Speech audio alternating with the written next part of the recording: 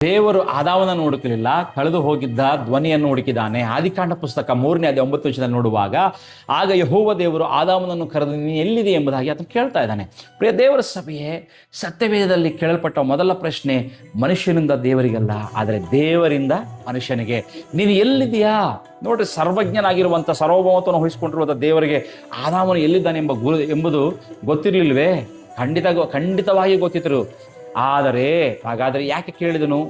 ಯಾಕಂದರೆ ದೇವರು ಭೌಗೋಳಿಕ ಸ್ಥಳವನ್ನು ಅಲ್ಲಿ ಹುಡುಕ್ತಾ ಇರಲಿಲ್ಲ, ಆದರೆ ಆತ್ಮಿಕ ಸ್ಥಿತಿಯನ್ನು ಆತನು ಬಹಿರಂಗಪಡಿಸ್ತಾ ಇದ್ದಾನೆ. ಪ್ರಿಯರೇ, ಸತ್ಯವನ್ನು ಕಲ್ತ್ಕೋಬೇಕು. ಆದಾಮನು ಇನ್ನೂ ಏದೇನು ತೋಟದಲ್ಲಿ ಇದ್ದನು, ಆದರೆ ದೇವರ ಸನ್ನಿಧಿಯಿಂದ ಅವನು ದೂರವಾಗಿದ್ದಾನೆ. ಅವನ ಕಾಲುಗಳು ಇನ್ನೂ ತೋಟದಲ್ಲಿ ಇದ್ದವು, ಆದರೆ ಅವನ ಹೃದಯವು ದೇವರಿಂದ ದೂರವಾಗಿತ್ತು. ಪಾಪದ ಮೊದಲ ಫಲ ಮರಣವಲ್ಲ, ದೇವರಿಂದ ದೂರವಾಗುವಂಥದ್ದು. ಪ್ರಿಯರೇ ನೋಡ್ರಿ, ದೂರವಾಗುವಿಕೆಯು ಮೊದಲ ಲಕ್ಷಣ ಏನೆಂಬುದಾಗಿ ನೋಡುವಾಗ ಭಯ ಗಮನಿಸುವಾಗ ಭಯದ ಮೊದಲ ಪ್ರತಿಕ್ರಿಯೆ ಅಡಗಿಕೊಳ್ಳುವಂಥದ್ದು. ಸತ್ಯವನ್ನು ಗ್ರಹಿಸ್ಕೋಬೇಕು. ಗಮನಿಸ್ರಿ, ಇವತ್ತು ಪಾಪ ಮಾಡುವ ಮೊದಲು ಆದಾಮನು ದೇವರ ಧ್ವನಿಯನ್ನು ಕೇಳಿದಾಗ ಓಡಿ ಬರ್ತಾ ಇದ್ದ, ಆದರೆ ಪಾಪ ಮಾಡಿದ ನಂತರ ಅದೇ ಧ್ವನಿಯನ್ನು ಕೇಳಿದಾಗ ಅಡಗಿಕೊಂಡನು.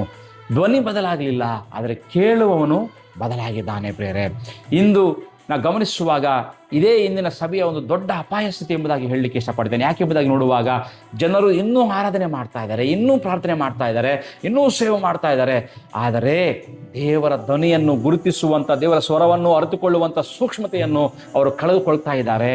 ನಮ್ಮ ಕಿವಿಗಳು ದೇವರ ಧ್ವನಿಗಿಂತ ಇವತ್ತು ಲೋಕದ ಗದ್ದಲದಿಂದ ತುಂಬಿ ಹೋಗಿದೆ. ಪ್ರಿಯರೇ, ಸತ್ಯವಲ್ರಿ? ಗ್ರಹಿಸ್ಕೊಳ್ರಿ ಇವತ್ತು. ಆದ್ದರಿಂದ ದೇವರು ಇಂದಿಗೂ ನಮ್ಮನ್ನು ಕೇಳ್ತಿದ್ದಾನೆ, ನೀನು ಎಲ್ಲಿದೆಯಾ? ನಿನ್ನ ದೇಹ ಸಭೆಯಲ್ಲಿದೆ, ಆದರೆ ನಿನ್ನ ಹೃದಯ ಎಲ್ಲಿದೆ ಎಂಬ ಪ್ರಶ್ನೆ ನಮ್ಮ ಮುಂದಿಡ್ತಾ ಇದ್ದಾನೆ. ನಿನ್ನ ಕಿವಿಗಳು ನನ್ನ ಧ್ವನಿಯನ್ನು ಕೇಳ್ತಾ ಇದ್ದಾವ ಎಂಬ ಪ್ರಶ್ನೆ ನಮ್ಮ ಮುಂದಿಡ್ತಾ ಇದ್ದಾನೆ. ನೋಡ್ರಿ, ಯೋಹಾನ ಬರೆದ ಸುವಾರ್ತೆಯಲ್ಲಿ 10:27 ನೋಡುವಾಗ ಸ್ವತಃ ಯೇಸು ಸ್ವಾಮಿ ಹೇಳ್ತಂತ ಮಾತೇನೆಂಬುದಾಗಿ ನೋಡುವಾಗ, ನನ್ನ ಕುರಿಗಳು ನನ್ನ ಧ್ವನಿಯನ್ನು ಕೇಳುತ್ತಾವೆ. ಹೌದ್ರಾ? ನೋಡ್ರಿ, ಕುರಿಯ ದೊಡ್ಡ ಭದ್ರತೆ ಕುರುಬನ ಕೈಯಲ್ಲಿಲ್ಲ, ಕುರುಬನ ಸ್ವರವನ್ನು ಗುರುತಿಸುವುದರಲ್ಲಿದೆ.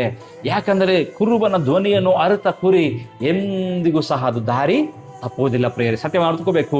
ಕೊನೆಯಲ್ಲಿ ಇವತ್ತು ಗಮನಿಸುವಾಗ ಆದಿಕಾಂಡದಲ್ಲಿ ನೀನು ಎಲ್ಲಿದೆಯಾ ಎಂದು ಕರೀತಿದ್ದ ಅದೇ ದೇವರು ಯೇಸು ಕ್ರಿಸ್ತನ ಮೂಲಕ ನಮ್ಮ ಬಳಿಗೆ ಬಂದನು. ಶಿಲುಬೆ ನಮ್ಮ ಪಾಪವನ್ನು ಮಾತ್ರ ಕ್ಷಮಿಸಿರ್ಲಿಲ್ರಿ, ಆದರೆ ಗಮನಿಸಿ, ತಂದೆಯ ಧ್ವನಿಯನ್ನು ಮತ್ತೆ ಕೇಳುವ ಮಾರ್ಗವನ್ನು ಅದು ತೆರೆದಿತ್ತು. ಯೇಸು ಕ್ರಿಸ್ತನ ಸತ್ತನು, ಪುನರುತ್ಥಾನಗೊಂಡನು. ಆದ್ದರಿಂದ ದೂರವಾದ ಮಕ್ಕಳಿಗೆ ಮತ್ತೆ ತಂದೆಯ ಸನ್ನಿಧಿಗೆ ಬರುವಂಥ ಅವಕಾಶ ದೊರಕಿತು. ಪ್ರಿಯರೇ, ಇಂದು ದೇವರು ನಿನ್ನ ಹೆಸರನ್ನು ಕರೀತಾ ಇದ್ದಾನೆ.